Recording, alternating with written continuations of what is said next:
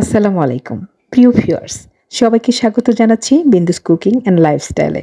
আজ তৈরি করে দেখাচ্ছি খুবই মজার মুচমুচে একটি বিস্কিটের রেসিপি।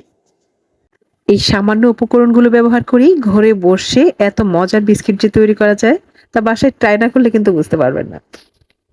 চলে যাচ্ছি মূল রেসিপিতে। প্রথমে আমি একটি মিক্সিং বাটিতে আটা নিয়ে নিয়েছি 1.5 কাপ, আর তাতে রান্নার রেগুলার অয়েল দিয়েছি 2 টেবিল চামচ পরিমাণ। দিয়ে দিচ্ছি চিনি। এই মেজারমেন্টের জন্য আমি এখানে চিনি নিয়েছি 1/3 কাপ পরিমাণ। চিনিটাকে প্রথমে ব্লেন্ডারে ব্লেন্ড করে নিয়েছি। দিয়ে দিচ্ছি বেকিং সোডা 1/2 চা চামচ। এবার দিয়ে দিব বাদাম কুচি। বাদামটাকেও আমি প্রথমে ব্লেন্ড করে নিয়েছি। এবার সবগুলো উপকরণ নেড়ে চেড়ে একসাথে করে নেব, আর সামান্য পানি দিয়ে একটি সফট ডো তৈরি করে নিচ্ছি। ডোটাকে একটু ভালোভাবে মুথে নিতে হবে। তারপর এখান থেকে আমি ছোট ছোট করে লেচি কেটে নিচ্ছি। দেন আমি ছোট ছোট লেচিগুলোকে হাত দিয়ে ঘুরিয়ে ঘুরিয়ে বিস্কিটের শেপ দিয়ে নিচ্ছি। এবার যে ট্রেটাতে আমি বিস্কিটগুলোকে বেক করব, সেই ট্রেটাতে অয়েল ব্রাশ করে নেব। আমি ডেকোরেটিং এর জন্য বিস্কিটের উপর বাদাম বসিয়ে দিয়েছি। বিস্কিটগুলো রেডি হয়ে গেল, এ পর্যায়ে বেক করে নেওয়ার পালা।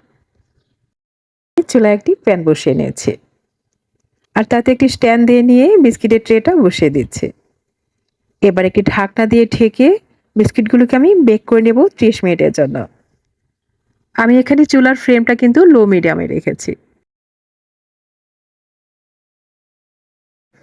30 মিনিট পর ফিরে এসেছি। আমার বিস্কিটগুলো থেকে কিন্তু খুব চমৎকার একটি ফ্লেভার বের হচ্ছে। বিস্কিটগুলোকে উল্টে দেখাচ্ছি। দেখতে পাচ্ছেন খুব সহজে এগুলো উল্টে যাচ্ছে, অর্থাৎ পারফেক্টলি বেক হয়ে গেছে। যারা বিস্কিট প্রেমী আছেন তারা অবশ্যই বাসায় ট্রাই করবেন। আর রেসিপি ভালো লাগলে আমার চ্যানেলটাকে সাবস্ক্রাইব করে পাশেই থাকবেন।